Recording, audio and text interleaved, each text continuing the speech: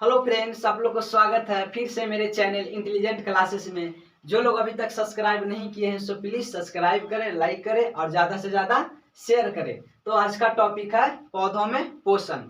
आज हम लोग पढ़ेंगे कि पौधों में पोषण की क्रिया किस प्रकार से पूरी होती है ना। तो बने रहिए शुरू से अंत तक, ताकि जो भी इस वीडियो में पॉइंट बताया जाए वो आप लोग को अच्छी से समझ में आ जाए, है ना। और जो भी हम पॉइंट्स यहाँ पे समझा रहे हैं वो बहुत ही महत्वपूर्ण पॉइंट्स है। तो चलते हैं पॉइंट्स पे। तो पहला पॉइंट्स है कि पोषण के आधार पर पौधों को स्वपोषी कहा जाता है। समझ में आया? पोषण के आधार पर बात किया जाए तो पौधों को क्या कहा जाता है? स्वपोषी। क्योंकि वह खाना जो है अपना स्वयं बनाते हैं। यहाँ पे आता है कि स्वपोषी क्या है ना। अगर बात किया जाए कि पोषण के आधार पर, है ना, पौधे स्वपोषी कहते हैं, यानी स्वपोषी क्या होता है? तो स्वपोषी वैसे पौधों को कहते हैं जो अपना भोजन स्वयं बनाते हैं, है ना, अपना भोजन स्वयं तैयार करते हैं, वैसे पौधों को स्वपोषी कहा जाता है। समझ में आ गया? उसके बाद देखेंगे कि जो पौधा स्वपोषी, है ना, कह रहा अगला पॉइंट कि जो पौधा स्वपोषी होते हैं उनमें प्रकाश संश्लेषण करने की क्षमता होती है। समझ में आ गया? जो पौधा स्वपोषी होते हैं, यानी कि जो पौधा अपना खाना स्वयं बना लेते हैं, उस पौधा में प्रकाश संश्लेषण करने की क्षमता होती है। समझ में आ गया? उसके बाद देखेंगे अगला पॉइंट कि जिस पौधों में प्रकाश संश्लेषण करने की क्षमता नहीं होती है वह पौधा दूसरे पे आश्रित होते हैं। समझ में आया? जिस पौधा में प्रकाश संश्लेषण करने की क्षमता नहीं होती है वह पौधा दूसरे पे आश्रित होते हैं, है ना। और इस प्रकार के पौधों को दो भागों में बांटा जाता है, ठीक है। एक को बोलते हैं मृतजीवी पौधे और दूसरे को बोलते हैं परजीवी पौधे। समझ में आया? एक को बोलते हैं मृतजीवी और एक दूसरे को बोलते हैं परजीवी। समझ में आ गया?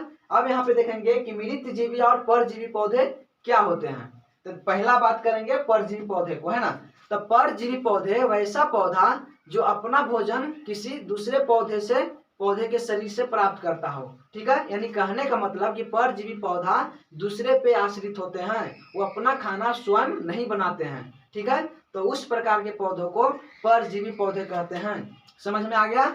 यानी कि वैसा पौधा जो अपना खाना स्वयं नहीं बनाता हो, वह दूसरे पे आश्रित होता हो, उस प्रकार के पौधों को क्या बोलते हैं? परजीवी पौधे।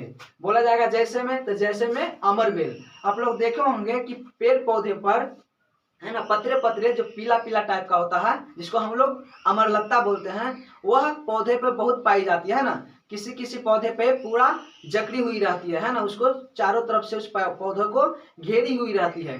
तो वह पौधा है, उसमें जड़ वगैरह नहीं होता है, बल्कि वह होता है जो जिस पौधे पे चढ़ी होती है उसी पौधे से अपना भोजन प्राप्त करती है, ठीक है।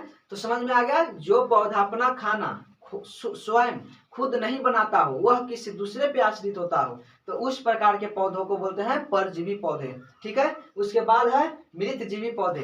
तो मृतजीवी पौधे वह पौधे होता है जो अपना भोजन सड़ी गली, है ना, सड़ी गली कार्बनिक पदार्थ से प्राप्त करते हैं, उसे बोलते हैं मृतजीवी पौधे। समझ में आ गया? मृतजीवी जो गली सड़ी कार्बनिक पदार्थों से अपना भोजन प्राप्त करते हैं उसे बोलते हैं मृतजीवी पौधे। और जैसे में बात किया जाए तो गोबर छत्ता, है ना, जिसे मशरूम भी बोलते हैं। समझ में आ गया? जो पौधा अपना खाना स्वयं नहीं बनाता है ना, तो उसे कहते हैं क्या? एक को बोलते हैं परजीवी और एक को बोलते हैं मृतजीवी, ठीक है। और दोनों का एग्जाम्पल, अगर मृतजीवी की बात किया जाए तो क्या? वो गोबर छत्ता जिसे मशरूम भी बोलते हैं, और परजीवी की बात किया जाए तो क्या? अमरलत्ता, जो दूसरे पौधे पे चढ़कर अपना भोजन प्राप्त करते हैं, ठीक है। उसके बाद देखेंगे कि प्रकाश संश्लेषण क्या है ना।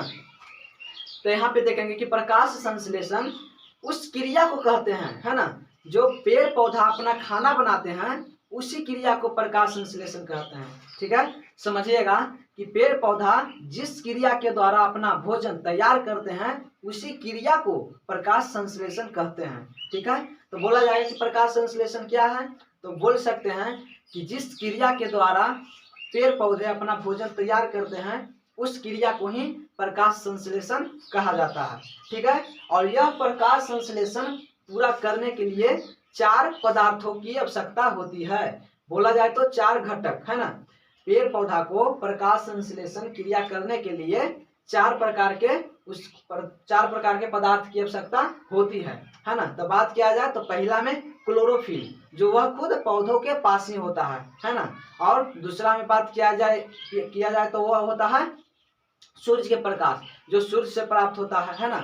और तीसरा में जल यानी कि पानी, जो पौधा अपने जड़ से क्या करता है, नीचे से ऊपर की ओर खींचता है ना। और चौथा में बात किया जाए तो कार्बन डाइऑक्साइड, जिसको CO2 बोलते हैं है ना, वह वायुमंडल से प्राप्त करता है। तो प्रकाश संश्लेषण प्रक्रिया में 4 घटकों की आवश्यकता होती है ना। पता चल गया। एक को बोलते हैं क्या, CO2 है ना, कार्बन डाइऑक्साइड, जल है ना, जिसको बोलते हैं H2O, उसके बाद सूर्य के प्रकाश और क्लोरोफिल। ठीक है, ये 4 पदार्थ की बहुत ही जरूरी होती है, तब जाके प्रकाश संश्लेषण की क्रिया पूरी होती है। तो ही बोल रहा है कि जिस पौधा जिस क्रिया के द्वारा अपना खाना तैयार करता है, उस क्रिया को ही बोलते हैं प्रकाश संश्लेषण। इस प्रकाश संश्लेषण के लिए 4 पदार्थों की आवश्यकता होती है ना। एक बता दिए, कार्बन डाइऑक्साइड, जल, क्लोरोफिल और सूर्य के प्रकाश। समझ में आ गया। अब देखेंगे कि प्रकाश संश्लेषण जो होता है उसको समीकरण के द्वारा है ना हम यहाँ पे दर्शा चुके हैं। ठीक है, तो देखते हैं समीकरण को अच्छी तरह से समझते हैं। क्या है, CO2 वायुमंडल से क्या करता है, CO2 प्राप्त करता है, जिसको बोलते हैं CO2 यानी कि हिंदी में बोले तो कार्बन डाइऑक्साइड है ना। और इसमें क्या मिलता है, जल, जिसको बोलते हैं H2O। यह जल कहाँ से, तो जमीन से यानी भूमि से जड़ के द्वारा प्राप्त करता है पौधा। ठीक है, और सूर्य के प्रकाश सूर्य के द्वारा, और क्लोरोफिल वह पौधा में ही पाया जाता है। ठीक है, जिसे पर्णहरित भी बोलते हैं। यह 4 पदार्थ मिलकर क्या करता है, प्रकाश संश्लेषण की क्रिया पूरी करती है, जिससे क्या होता है, भोजन तैयार होता है। तो वह क्या क्या तैयार होता है, तो देखेंगे कि 4 पदार्थ मिलने के बाद जो प्रक्रिया हुआ और उसके द्वारा जो निर्माण हुआ, वह एक होता है क्या, ग्लूकोज और ऑक्सीजन और जल। यानी 4 पदार्थ मिलकर प्रकाश संश्लेषण की क्रिया जो पूरी हुई और उसके द्वारा क्या क्या प्राप्त हुआ, तो ग्लूकोज प्राप्त हुआ है ना। ग्लूकोज का सूत्र होता है C6 है ना, H12O6, यानी कि कार्बन 6 गो, H 12 गो और ऑक्सीजन 6 गो। तो ग्लूकोज बना और ऑक्सीजन बना है ना, जिसको बोलते हैं O2। और क्या बना, H2O यानी कि जल। यानी कि प्रकाश संश्लेषण की क्रिया जब पूरी हुई तो क्या क्या पदार्थ प्राप्त हुआ, तो ग्लूकोज, ऑक्सीजन और जल। ठीक है, और यह जो प्राप्त हुआ इसमें देखेंगे अगर क्या बैलेंस किया जाए यानी बराबर किया जाए तो दोनों एक तरफ एक दूसरे के बराबर नहीं होती है। तो इसके लिए बैलेंस करने के लिए क्या किया जाता है कि देखते हैं कि इधर जो कार्बन है यानी C क्या है, कार्बन, तो इधर कार्बन की मात्रा है वह सिर्फ 1 है, और इधर देखेंगे कि कार्बन की मात्रा है तो कितना है, 6 है। तो इसलिए इधर 6 है तो इधर भी 6, तो इसके लिए यहाँ पे 6 लिखेंगे। तो हम नीचे में लिख दिए हैं कि जो 6 है यहाँ पे लिखाएगा किस लिए, तो बैलेंस करने के लिए, यानी कि समीकरण को दोनों तरफ बराबर करने के लिए। तो यहाँ पे 6 लिखेंगे तो इधर भी कार्बन 6 हो जाएगा और इधर भी कार्बन 6 हो जाएगा है ना। उसके बाद देखेंगे कि यहाँ पे जो H है सिर्फ 2 है, लेकिन आगे देखते हैं है ना, दूसरे तरफ यहाँ पे H 12 है, फिर यहाँ पे H देखेंगे कितना है, 2 है, तो कितना हो गया 12, 12 2 14। और इधर देखते हैं तो सिर्फ यहाँ पे 2 ही है ना। तो यहाँ पे देखेंगे कि इसको क्या करना है, हमको बराबर करना है यानी कि बैलेंस करना है। तो उसके लिए क्या करेंगे, तो देखेंगे कि यहाँ पे H है, यहाँ पे 2 है, तो इसके H के सामने है ना, इस H के बगल में 12 लिखेंगे तो कितना हो जाएगा, 12 दूनी 24। और इस तरफ देखेंगे अब कि H की संख्या कितनी है, तो देख रहे हैं कि यहाँ H 12 है ना, उधर तो 24 हो गया, तो इधर भी 24 होनी चाहिए। तो यहाँ देखेंगे कि H 12 है ना, और आगे बढ़ेंगे तो और है, फिर देखेंगे कि यहाँ पे 2 है, तो इसके पहले अगर 6 लगा देते हैं तो 6 दूनी 12, 12 12 24, यानी इधर भी 24 और इधर भी 24। तो ये बैलेंस करने के लिए यहाँ पे H के बगल में यहाँ पे भी 6 लगाएंगे, ताकि 6 दूनी 12 और यहाँ भी 12, तो 12 दूनी 24। और इस तरफ भी क्या किए, यहाँ पे हम 12 लगा दिए, तो यहाँ भी 2 था और 12 लगा दिए तो गुना हो जाता है, तो 12 दूनी 24, तो हो गया। H भी बैलेंस हो जाएगा, यानी कि यहाँ पे कितना लिखाएगा, तो हम नीचे लिख दिए हैं है ना, एरो के चिन्ह दे दिए हैं कि 12 ऊपर की ओर यानी यहाँ लिखाएगा। और इस तरफ यहाँ पे देखेंगे कि यहाँ पे 6 लिखाएगा, तो नीचे 6 लिखकर एरो चिन्ह दे दिए हैं, ऊपर 6 लिखाएगा। फिर बगल में ही देखेंगे, फिर यहाँ पे भी 6 लिखाएगा, ऊपर एरो चिन्ह है यानी ऊपर में यहाँ पे 6 लिखाएगा। तब जाके दोनों जो है समीकरण क्या दोनों तरफ यह इक्वल यानी कि बराबर हो जाएगा। ठीक है, तो यह था प्रकाश संश्लेषण और प्रकाश संश्लेषण के संपूर्ण रासायनिक समीकरण। ठीक है, उसके बाद देखेंगे कि प्रकाश संश्लेषण जो है ना, प्रकाश संश्लेषण का स्थान यानी कि पौधों में किस स्थान पे प्रकाश संश्लेषण की क्रिया होती है ना। तो कहा जाता है कि पौधों में जो प्रकाश संश्लेषण की क्रिया होती है वो मुख्य रूप से पत्तियों में होती है। ठीक है, तो वही यहाँ पे हम लिख चुके हैं कि प्रकाश संश्लेषण का स्थान, ठीक है, शुरू से लेकर अंत तक क्लोरोप्लास्ट में होती है। बोला जाता है कि प्रकाश संश्लेषण की जो क्रिया होती है वो कहाँ होती है, तो शुरू से लेकर क्या स्टार्ट हुआ वहां से लेकर के जहाँ पे अंत होता है वहां तक, है ना, वह क्लोरोप्लास्ट में होती है। तो बोला जाएगा कि प्रकाश संश्लेषण की जो क्रिया होती है वो कहाँ होती है, तो शुरू से लेकर अंत तक क्लोरोप्लास्ट में होता है। ठीक है, अब फिर अगला पॉइंट देखेंगे, एक स्टार पॉइंट है कि क्लोरोप्लास्ट में क्या पाया जाता है, तो क्लोरोप्लास्ट में क्लोरोफिल पाया जाता है। और क्लोरोफिल को ही क्या बोलते हैं, पर्णहरित बोलते हैं। ठीक है, तो वही हम यहाँ पे लिख चुके हैं कि क्लोरोप्लास्ट में क्लोरोफिल या तो पर्णहरित पाए जाते हैं। समझ में आ गया, क्लोरोप्लास्ट में क्लोरोफिल या पर्णहरित पाए जाते हैं। क्लोरोफिल बोलिए या तो पर्णहरित, दोनों सेम ही है। तो वही बोला जाता है क्लोरोप्लास्ट में क्लोरोफिल या तो पर्णहरित पाए जाते हैं। उसके बाद देखेंगे कि पत्तियों की बाह्य त्वचा यानी कि पत्ती जो होती है उसके सबसे बाहर की जो त्वचा होती है ना, पत्तियों की बाह्य त्वचा में रंध्र पाए जाते हैं जिसे अस्टोमाटा कहते हैं।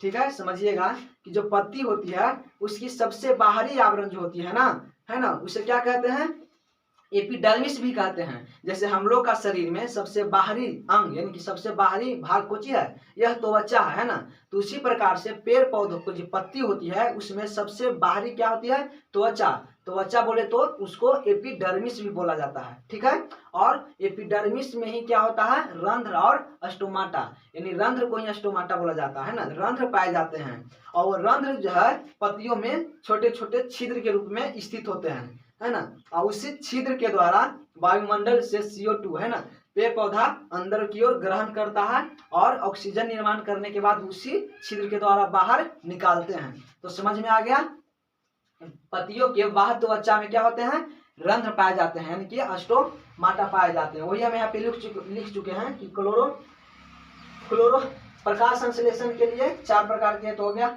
पत्तियों की बाह्य त्वचा है ना में क्या पाया जाता है, रंध्र पाया जाता है, उसी को क्या कहते हैं, अस्टोमाटा। हम ये भी बता चुके हैं कि प्रकाश संश्लेषण के लिए 4 प्रकार के पदार्थों की आवश्यकता होती है ना, या तो उसे घटक भी बोलते हैं। तो लिख चुके हैं कि प्रकाश संश्लेषण के लिए 4 पदार्थों की आवश्यकता होती है, जिसमें से हम लिख चुके हैं क्लोरोफिल की जरूरत होती है ना, जल की जरूरत होती है, सूर्य के प्रकाश और CO2 जिसे कार्बन डाइऑक्साइड कहते हैं। उसके बाद देखेंगे कि अगला पॉइंट कि क्लोरोफिल को है ना, क्लोरोफिल को प्रकाश संश्लेषी अंग कहा जाता है। यानी क्लोरोफिल जो है ना उसे क्या कहा जाता है, प्रकाश संश्लेषी इकाई कहा जाता है। यानी सबसे महत्वपूर्ण उसी को माना जाता है, उसी के द्वारा है जो प्रकाश संश्लेषण की क्रिया पूरी हो पाती है। ठीक है, तो बोला जाएगा कि प्रकाश संश्लेषण के लिए प्रमुख यानी कि मुख्य इकाई क्या है, तो वह क्लोरोफिल है। क्योंकि क्लोरोफिल के कारण ही क्या होता है कि प्रकाश संश्लेषण की क्रिया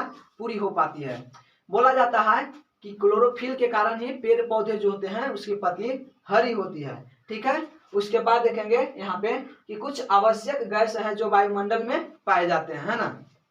तो कुछ आवश्यक गैस है जो वायुमंडल में पाए जाते हैं, तो देखेंगे लगभग में, है ना, कुछ वायुमंडल में गैस पाए जाते हैं जो लगभग में यहाँ पे हम वो लिख चुके हैं। नाइट्रोजन यानी कि N, जिसको सूचित N से करते हैं।